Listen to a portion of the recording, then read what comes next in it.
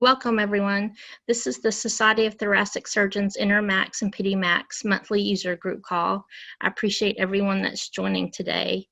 I'm first going to go through some just basic housekeeping. Just want to welcome everyone. Then we'll go over, we'll do some introductions of who's on the call today from STS in the Intermax data warehouse. One of the things I did want to mention at the beginning of this call, I know some of y'all have begun receiving integrity checks, some data queries from Janella Miller from the Intermax data warehouse. And so today we're going to go over the implant discharge form and when it should provide some education of when it needs to be completed in some scenarios. So today on the call, you have myself, I'm Catherine Holyfield, the STS National Database Manager for Intermax and Pedimacs. We have Janella Miller, who's the Intermax Data Warehouse Quality Manager. We have Jeannie Ann Love, who's our Patient Management Director for Intermax and Pedimacs. I don't believe Nick is joining us today, but we have Ryan, which is our statistician and our reports guru. We have John Pennington, who's the Intermax data warehouse, the senior data manager. And we also have Carol Crone, who's the senior clinical manager of the STS National Database. And we also have joining with us Leanne Jones, who's the STS National Data Manager for General Thoracic Surgery Database and the Congenital Heart Surgery Database. So thank everyone for joining today.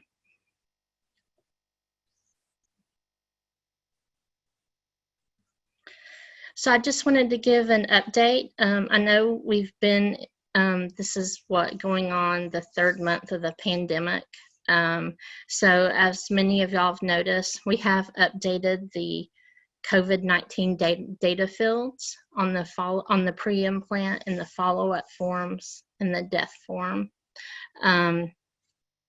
So I just wanted to briefly go over again. I know there's still some sites, especially with these patients. We're encouraging televisits. You can do the quality of life surveys, may be done over the phone. Some sites prefer to mail them and have provide a return stamped envelope and have the patient mail on back. Just so you know, if follow-up visits are done outside of the visit window, please enter the last date of the follow-up date visit into the database. So we want to have this data collected. We understand that this is, a very unusual situation. So we do want to still have good quality data captured. And so that's why we're providing a way for you to still provide the data for the follow-ups, even though it may be outside the visit window. And like I had mentioned earlier, the COVID-19 data fields have been added. And we're working on adding those to the live data downloads.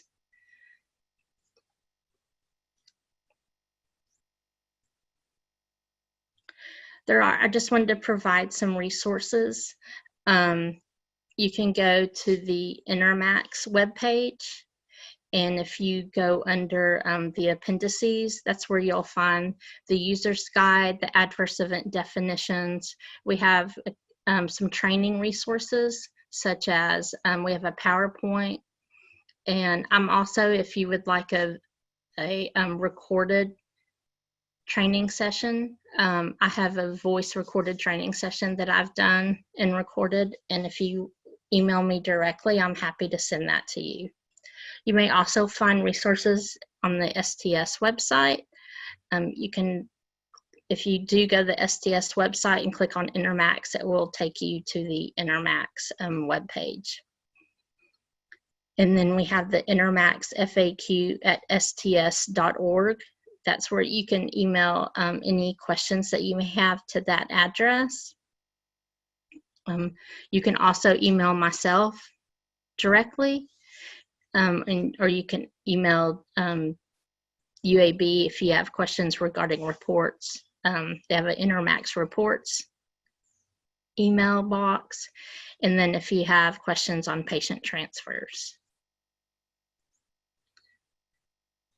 So for today, it's going to be an open discussion. Please use the Q&A function. We'll answer as many questions as possible, and we encourage your feedback, and we want to hear from all of you. If there are any questions that we need to look into, we will look into it and then get back to you. So I'd mentioned earlier, I know that many people have been receiving the the integrity checks from the data warehouse from Janella Miller. So I thought today this would actually be a really good topic to provide some education with. So the implant discharge form. Janella, would you like to start off and give a brief overview? Sure. So the implant discharge form, most of you are familiar with, but there has been a little bit of confusion about it. So I just wanted to go over, first of all, when it needs to be completed. So this form is meant to collect data about what happens to the patient during their implant hospital stay. So when they leave the hospital with a device in place, you would complete this form using their discharge date that they left the hospital with the device in place as the discharge date. Also, if they died during the implant hospitalization with the device in place, then you would use their death date as the discharge date, and you would fill out the death form. If they receive an explant for any reason, whether it be their device is turned off, they get a device exchange, or they recover, then you would fill out this form using the explant date as their discharge date. So if you guys have any questions specifically about what needs to happen in this form, we can answer that during this session. Yes, and so just as a reminder, this form is completed when the patient is still in that hospitalization from receiving their LVAD. And we added some data entry tips. So if a patient's returned to the OR multiple times, let's say for irrigation and debridement, on the implant discharge form, you can mark surgical procedures other, scroll down to the other procedures, and you can check other specify. And then in the text box, let us know how many times the patient went to the OR for a washout and debridement. I think another important point about the implant discharge form is just so you know, if a patient has died or they're transplanted or even explanted for recovery during that LVAD hospitalization, in that course before they're discharged home, if they had one of those outcomes occur, endpoints happen, then you not only have to complete the implant discharge form, but you have to complete the explant form. So if you had a patient that has their LVAD, and let's say they actually received a transplant, a few days later, then not only would you, and they're still in the hospital from that LVAD implanting hospitalization, then you not only would you complete this and choose transplant, but then you also would have to go to the explant form and explant the device. And the explant reason would obviously be a transplant. And just as Janella said, this form is going to be completed if the patient was discharged alive with the device in place and they went home, or if they went to a long-term care facility, or it would also be completed. Let's say that they had an LVAD implanted and it thrombosed really quickly, like within 3 days of being implanted, then you would still complete this form, but you would choose, you would let us know. One of the options would be that they had an LVAD exchange, and then you would complete this form, and then again, you'd have to complete the explant form.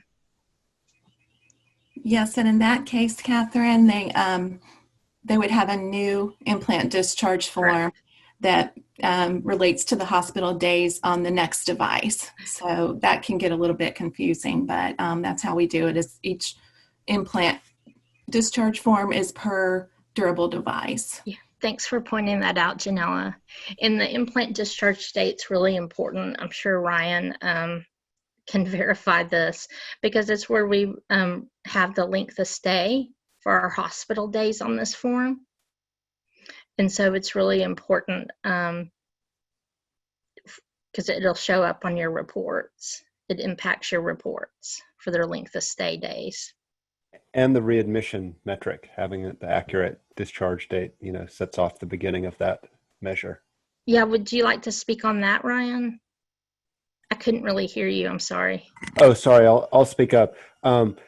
Yes, having the accurate discharge date for all the patients is incredibly important for any length of stay or readmission measures in the reporting.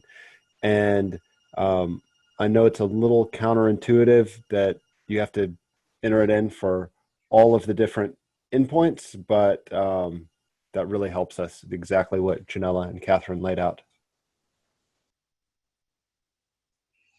Okay.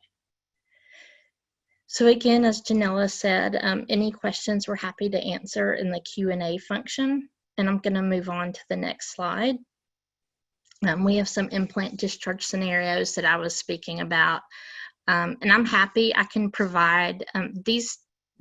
Actually, the 2 implant discharge, these slides are actually on the training section on the Intermax website, and so you can find them there, or I'm happy to provide anyone that would like a copy of these, would like these 2 slides. Again, as we spoke, if they had the LVAD exchange, then you're gonna, it's the scenario that I spoke about earlier.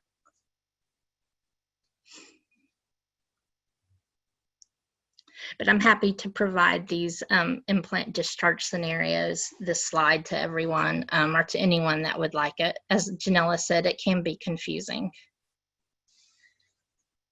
because you do have to count up the, if we go back to this slide, the ICU days and then the step-down care, which would also incorporate the regular floor days in that section.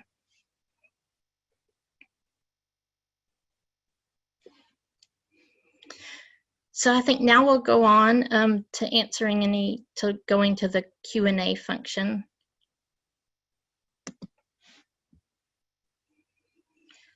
So is there a way for the implant discharge form to appear as a pending form in our dashboard? We receive this question pretty frequently. Actually, I believe now this is in the data quality report. Is that correct, Janella? No, I don't think that they've added that there Okay. yet. Okay. So I know there were some issues with putting it on the dashboard. I think our programmers are looking into it. John, do you have any updates on that?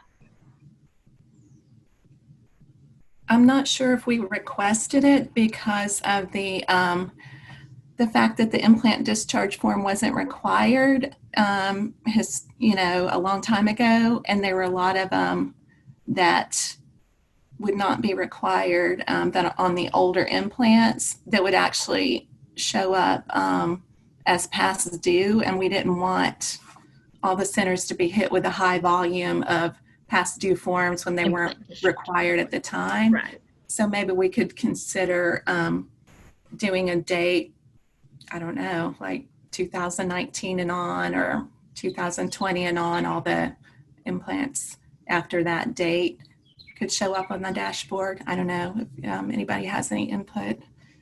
Hey, Janelle. Yeah, I was going to chime in with something kind of similar. I think we had talked before about even doing things after that May 2nd, 2012 date when version 3 went forward. But no, I don't think that there's any tickets in for it now, but we've discussed very recently what was showing in these pending forms.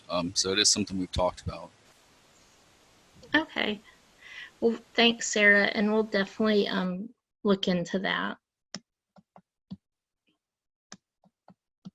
I know now at this time, like we've been talking about, that's one of our internal data integrity checks. So any of those that are not completed, Janella will contact the sites.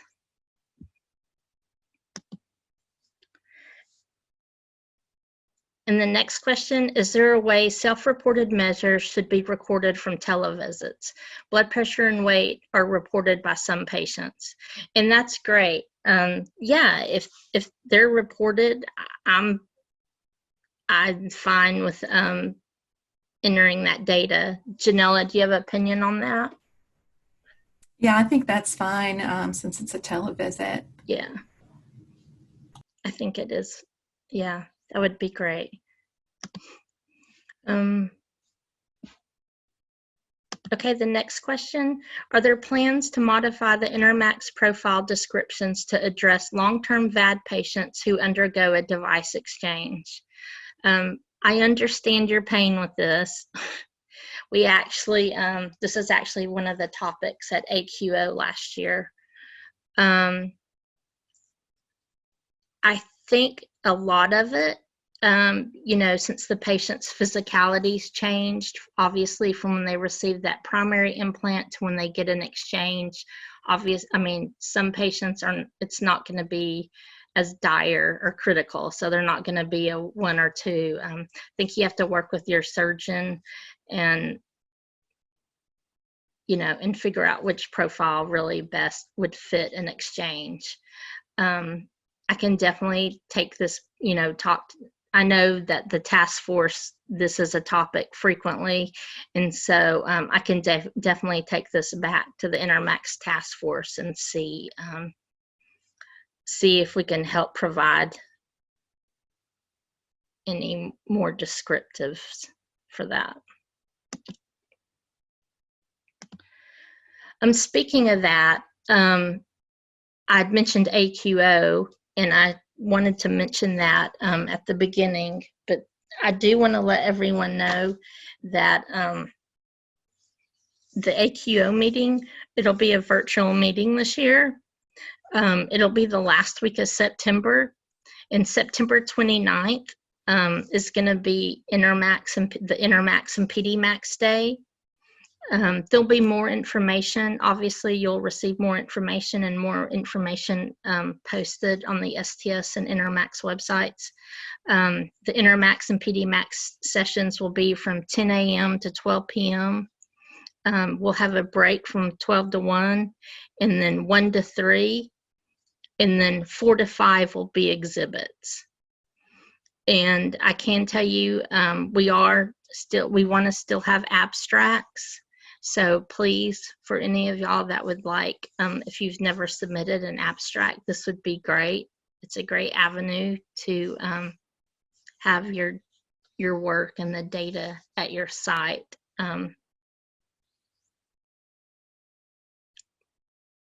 looked at. There will be a charge because we'll be providing CEUs, but it'll be greatly reduced. And so we don't have a direct cost on that. We don't have a cost yet, but that should be coming. And Carol, if there's anything I left out about AQO, please feel free to add anything. I think you covered it, Catherine. This is Carol. I think you covered it. Did you talk about the pre-recorded and the live version? I did not. Some of the sessions will be live and some will be pre-recorded. Mm-hmm.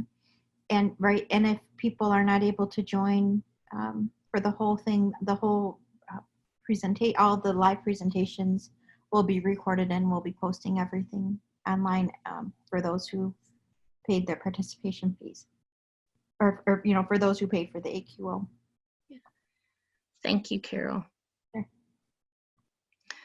The next question is this form required for ACSD patients? It's not the same implant discharge form in ACSD, but I know there is a discharge form.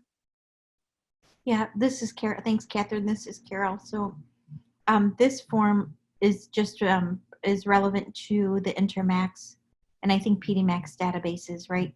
We don't have something like this for adult cardiac. So if you're entering your FDA-approved VADs into both registries, this would just be applicable. This form that Catherine has is just applicable to those patients entered into the Intermax, Pedimacs databases. Thank you, Carol. The next question, do you prefer a wound washout and debridement to be captured on the discharge form instead of creating an AE form and documenting the OR visit as an additional event during the hospital stay? May I chime in, Catherine? Yes, please Okay. do, Janella. All right. So if it meets the infection adverse event definition, then we definitely want it to be recorded as an infection. And there is a question on there saying, was surgery an intervention for this AE? So you would mark yes there. So we definitely want it recorded there. But this is just a way to capture if the patient went in multiple times for the same infection that has already been captured as an adverse event, then you can capture it on the implant discharge form under that other surgical procedures, just to, let us know the extent of how many times they actually went back into the OR for that debridement. And in general, if there is another adverse event that is already categorized, we prefer that you use that one instead of the additional adverse event, because that's just a little bit harder to look at. It's just a big miscellaneous category, so it's a little bit harder to analyze that data that is typed in there. But if there is a major additional adverse event that definitely causes a clinical change in the patient's course, like cancer or something like that, for sure, put it in the additional adverse event. Catherine, do you have anything else to add? No, I agree with that. Thank you, Janella.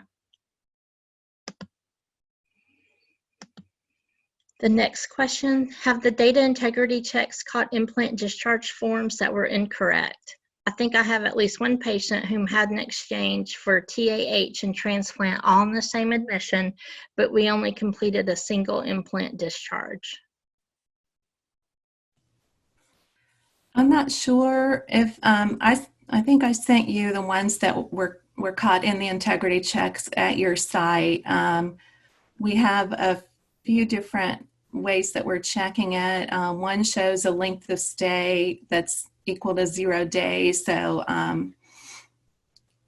some of that is correct. If the patient actually had a device exchange the same day that they got the implant, then I would probably not send that question to you if it's entered correctly. I will just let our data team know that that's actually what happened. But if it looks like the wrong date was entered, we're looking right now at implant discharge forms that are not done on patients that do have an outpatient follow-up visit and that they are at least 30 days after their implant date. So those are the queries I've been sending out now.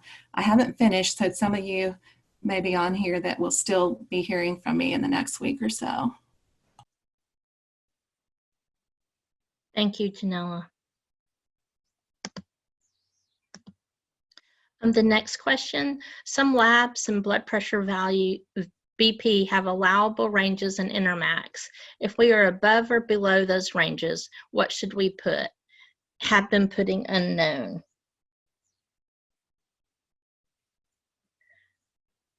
I think if first, for some of the labs, if you have a lab that I would put the one, usually, I mean, we want to collect the correct data, first of all. And so, I mean, I think that if you want, Sherry, if you want to send, like, if it's not off by a lot, we can definitely look at our values. I know that we do increase the high ends, and we've worked with the low ends. So if you want to send me just some examples, that would be great, and we can look at it. Can I make a few comments here, Catherine? This is Sure. mine. Yeah. Yeah, I think the intention of these ranges is to screen out biologically implausible values. So if you have real values that are you're not able to enter, that's certainly not the intention. So, yeah, Catherine, if we could get examples, that'd be super helpful. Thanks. Ryan. Thanks, Ryan. Oh, Ryan, this is Carol, and I don't know the Intermax ranges all that well, but are there usual high and usual lows, and then high and low? So, the usual high and usual low would be, the usual values of what would be normal within a normal type of range, and then Right. There's some way that there's like a warning range, and then there's some range that it just won't let you enter it. Yeah. I'm not entirely in the loop in how that's been implemented, but I know it's not just one specific. And correct me if I'm wrong, Janella. That's how I'm remembering it. I don't think there's a warning. I think that either Yeah. you can enter it or you can't. Oh. Yeah. Oh, okay. I'm getting confused. There's not a warning. Database. Yeah, it's Carol. It's Okay. just set values. Like, it's just like for creatinine, it would be from, one value, a low end to a high end. or like really crazy lows and really crazy highs, and it should Yeah, never. be outside of Yeah, that. there's no warning. It just won't allow you to enter it. It'll say, like, if it's out of the range, you just cannot enter it into the database. Got it. Okay, thank you. Yeah. Sure. And blood pressure is actually hypertension. The blood pressure, that's actually a triggered event. So those values, we actually went with the ISHLT guidelines for the blood pressure.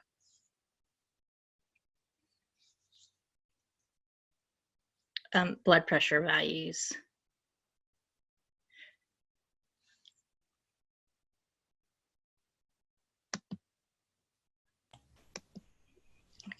Why is there a 10-day limit on both ICU and intermediate step-down care? Would you like me to take this, Catherine? Yeah, go for it. Okay. There's not a set limit. It will not allow you to enter more days than the implant, from the implant date to the discharge date. So if the patient had an explant for transplant, and then it should only allow the implant to the transplant date. And if you try to add more than that in there, then it won't allow you to enter more days than the patient was actually in the hospital on the device. Like, say they were in the hospital a month before they got the implant, it starts calculating the hospital days with the implant date. But if you have any problems with that and need me to help you figure it out, you can certainly email me. Thanks, Janella.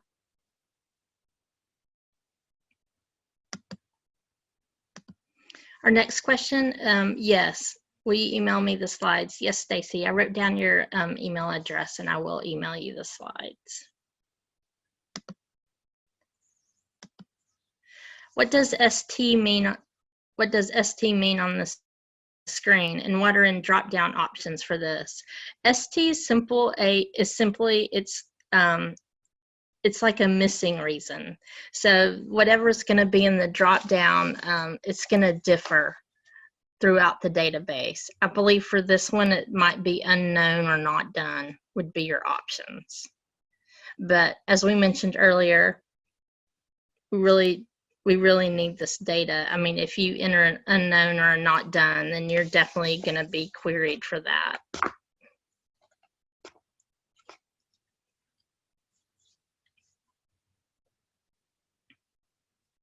But ST itself stands for status, but it's basically a missing reason why that data field, why it hadn't been completed. And why is this grayed out? I'm not for sure what she means, like why it's grayed out. But if you could expand on what you're referring to, that would be great. Yeah, if we could, you could let us know the actual patient ID number and the field that you're trying to enter it in, we can certainly check into that. And the next question, is your core group currently active? Yes. And Andrea, I have, we did not meet last month, but we are in a couple of weeks, and I have you on the email list for that. So you would definitely be included in the next meeting.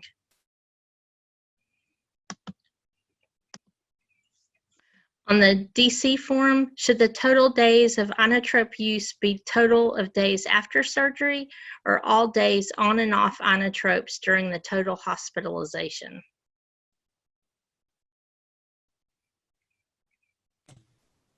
That would be after the days that they were on inotropes while they had the implant in place during the implant hospital stay. Right. Yeah. So it'd be from the implant through their discharge through the hospital. Correct. Is that correct, Janella? Yes, that's correct. Yeah. Okay. If patient has an infection prior to implant, then ends up with the infection in the surgical site, should this be reported separately? So if the infection was there prior to implant and then it went to the surgical site, yeah, it does need to be, if it occurred after the implant, obviously it did, after the device was implanted, then you would need to document that in the infection AE form.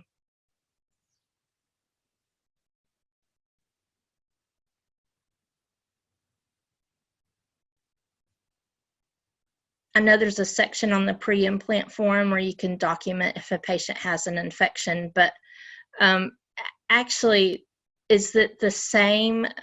This actually, maybe you probably need to email myself or Janella, because there's other variables that can go into this, like if it was the same bacteria, if it went from one site to another. And so that would probably be the best thing to do. Yes, I do think it should be documented as a pre-implant infection, and it should also be documented as an infection adverse event, even if they had the bacteria as a pre-existing infection. If it ended up in the surgical site, then we need to document that as an adverse event that occurred post-implant. Okay. Thanks, Janella. Sure. And our next question, and Kelly, I actually thought I'd replied to you this week about this because Janella and I talked about it. Was a decision made as to whether data can be abstracted retrospectively to a follow-up if it is still within the window date range? For example, at the follow-up date being used, the patient was not able to do a 6-minute walk test. However, the visit 2 weeks later within the window, the patient was able to perform. Previously, I was told you can abstract the 6-minute walk into the follow-up. But also during our televisits, the providers are not getting the KCCQ, however, the VAD coordinators are okay. So, yes, we do have an answer, Kelly, and I wrote it down and I'm going to send it to you. Janella, do you want to go over what we had discussed?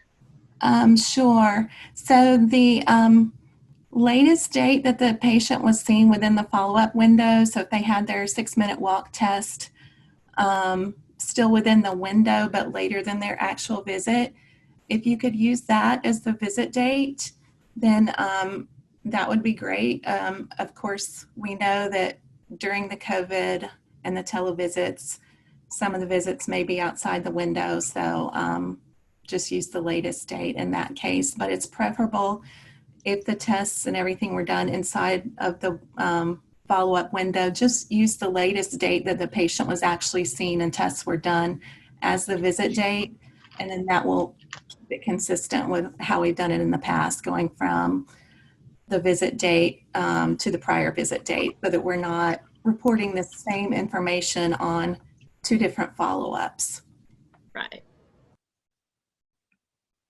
Thank you, Janella. The next question, we had 2 patients who completed the QOL over the phone during televisits, and then on the next in-person visit, we had them complete the trail making. Can we include the trail making data or not? I just want to clarify, since it was done all after all the other data points for that visit. And that's, I think we just spoke to that.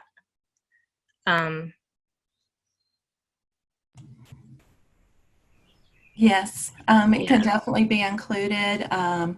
If it was in the follow-up window, if you would use that date as the visit date, and if not, just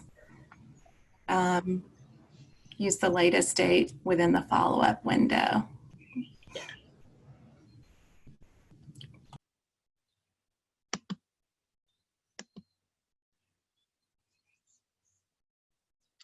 The next question, are you still planning to release a consolidated recent year report that includes both prior and primary VADs in a single report? If so, do you know what quarter you plan to release a consolidated report?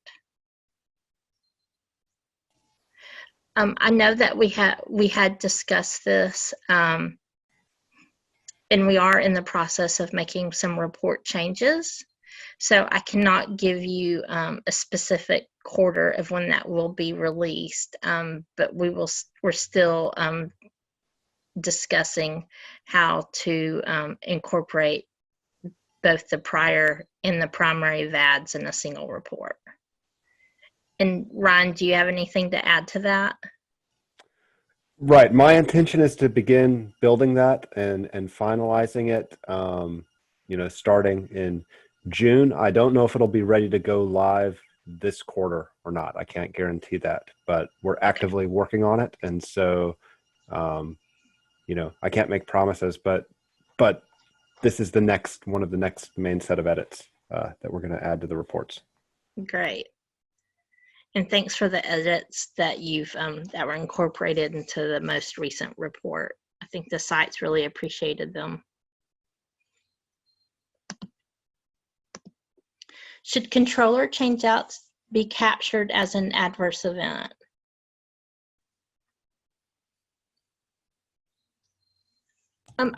It only needs to be captured as an adverse event if it met a device malfunction adverse event.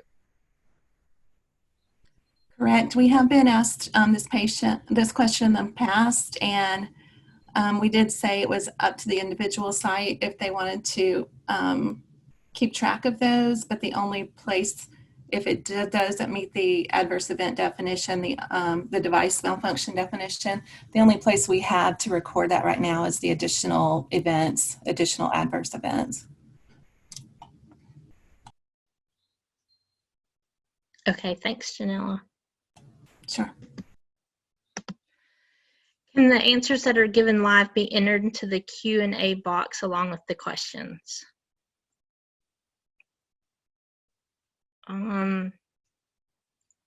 That would be a little difficult to do at the same time. But if you definitely have any follow-up questions, or if you would like to go over any, feel free to email us. Carol, are you typing or Leanne, do you type any of your questions in the Q&A box? No, we Any of don't. your answers? No, we don't type them. We provide them live, and then if there's information that we could provide in our training manual for the adult or congenital or general thoracic databases, then we'll do that. But we don't type answers. It's a live Q&A. It is recorded, right? If Yep, folks it's want to recorded. review the live answers from That's the right. recording. Yep, it's recorded and we post it online. Thank you. Thanks. The next question, for patients that have chronic driveline infections and have repeated admissions, should we be capturing each one of these rehospitalizations? My concern is that if we do enter the primary reason for rehospitalization as infection for each event, it will then appear as new infections. I can tell you, Patricia, if you want to email myself or Janella, we have a chronic driveline infection, a data entry tip sheet that would help you with this. Janella, if you want to speak about Sure. if you should enter this. Yes, if the patient's rehospitalized for a chronic infection, you will need to go ahead and enter that rehospitalization. But we do have some criteria. If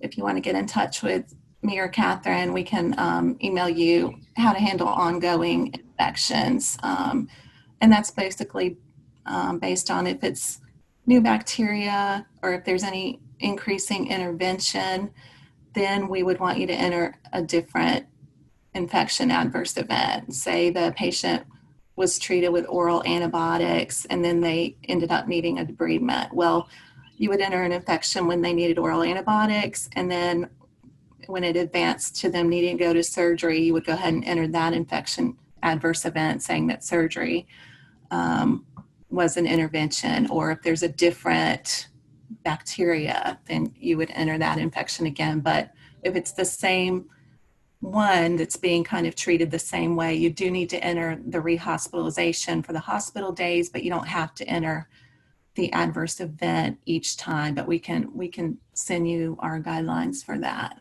Yeah, definitely.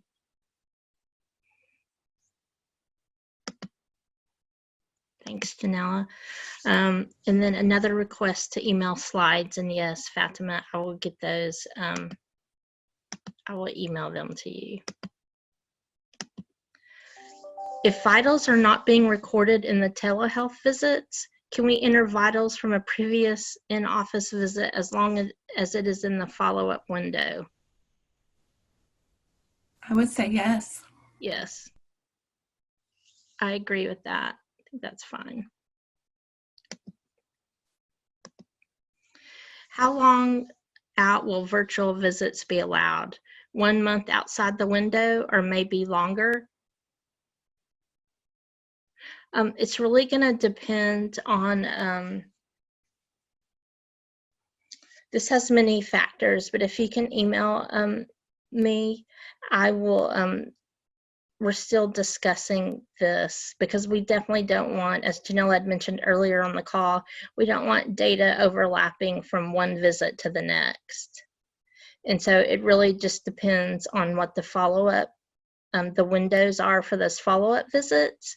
And I'm in the process of figuring, of looking at those and seeing the last date that would be feasible for that. Janella, do you have anything to add to that? No, I think that, yeah, I guess just the leadership there will have to decide what's unreasonable. Right, yeah. The next question, once you submit Intermax forms, can we go back and enter more data that was obtained after shelter in place lifted, even if it is later than a follow-up window? would think that would follow the same rules as the televisits during Yeah. the pandemic time. So I think that would be okay. Yeah, I agree. That's fine. Because we know,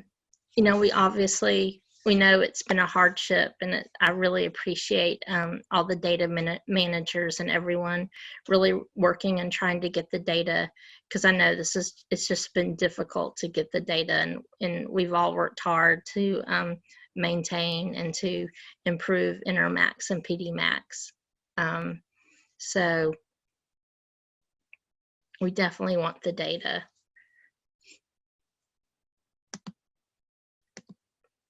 And then the next question is, this may be a little off topic. If a patient has a tunneled RVAD and the pump head is changed out for another type of device, but cannulation remains, patient does not go back to OR, should we fill out an explant form for the RVAD and then do a new implant form as if it was a new RVAD? For example, a patient had a Rotaflow RVAD and the VAD itself was changed out for a Centramag in the ICU.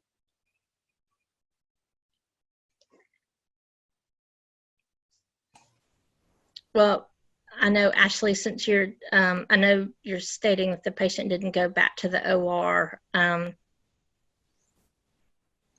don't know of another way for them to change the device brand without doing an explant and another implant form.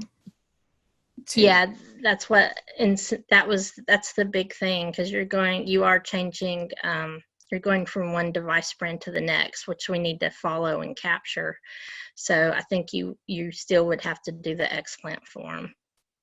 You're right, and go back.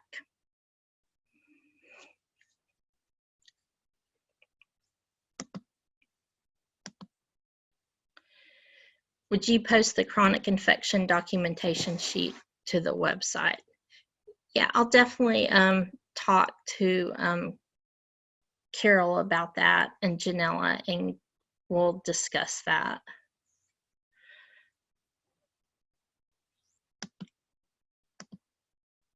Will you please tell me the criteria for the infection rehospitalizations? And thanks, Tracy, I will. And the next question, could you repeat, please? If a device exchange is required, do the explant and then also do a new form for the new device?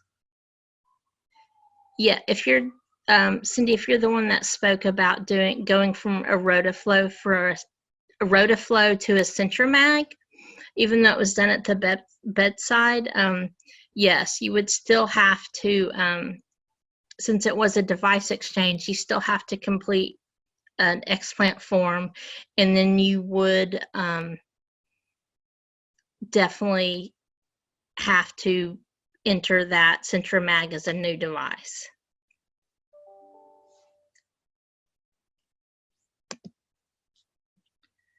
Janella, do you have anything to add to that?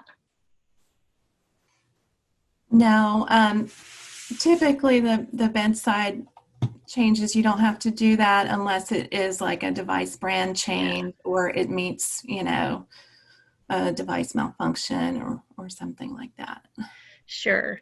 So Cindy, basically, if it was just, they were just exchanging the Rotaflow to another Rotaflow, you wouldn't have to go and you could document it on the follow-up form. You wouldn't have to do it on do the explant form. But again, since you are going to a new device, you will have to go through the explant form like you were doing a regular device exchange that a patient went to the OR for.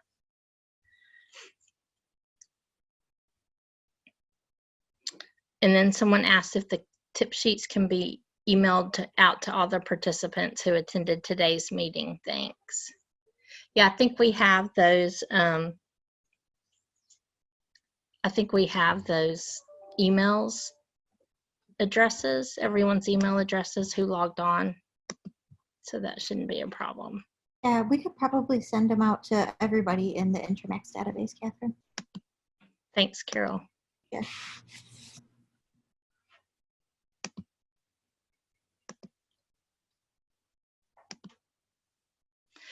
Well, does anyone have any more questions? Because it looks like we've answered all the questions for today.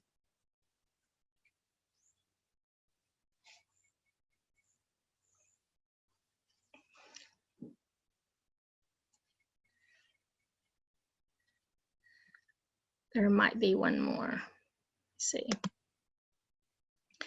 Is there a way for us to find out a status of a transfer? Yes. Sarah, you can definitely get in touch with Jeannie Ann Love at UAB, and she handles all the transfers, and you can speak with her, and she can definitely give you a status update.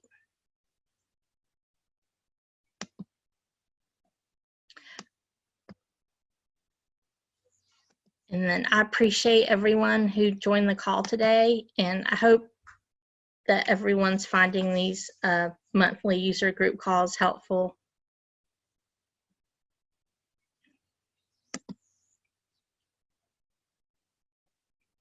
And then we do have one more question. Is there still going to be a database update in July? There is going to be a database update, but it's not going to be July. It's going to be more in the fall.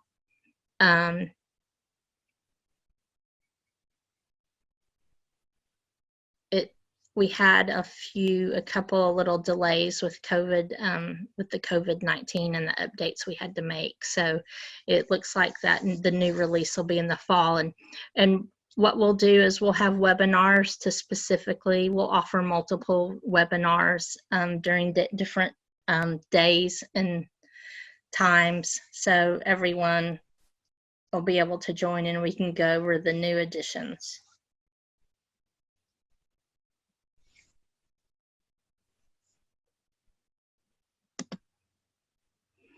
But I appreciate everyone that joined the call today. And Carol, is there anything you would like to share? Well, thanks everybody for joining. Thank you, UAB, and thanks, Catherine. It was a good call. Thank you, Carol. Thank you, Leanne, for joining. And thank you, Janella. Sure, thank you. For helping, and for everyone at UAB that joined, John and Ryan and Jeannie Ann, thank you. And I will get those implant discharge. I'll get those slides out and the infection tip sheets out and email you, Kelly. So thanks, everyone. I hope everyone has a good day. Thanks, Catherine. You too. Bye, everybody.